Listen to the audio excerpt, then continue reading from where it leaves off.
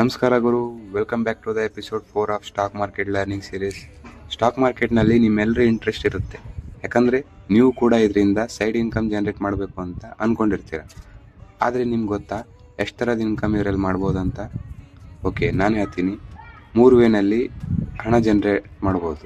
ಮೊದಲನೆಯದು ಇನ್ವೆಸ್ಟಿಂಗ್, ಎರಡನೆಯದು ಟ್ರೇಡಿಂಗ್, ಮೂರನೆಯದು ಡಿವಿಡೆಂಡ್ ಇನ್ಕಮ್.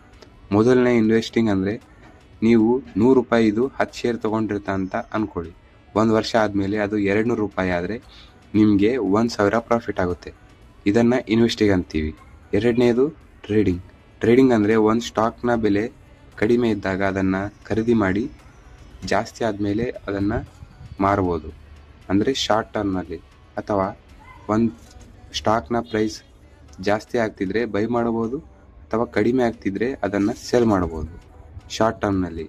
ಇದನ್ನು ನಾವು ಟ್ರೇಡಿಂಗ್ ಅಂತ ಕರಿತೀವಿ. ಮೂರನೇದು ಡಿವಿಡೆಂಟ್ ಇನ್ಕಮ್.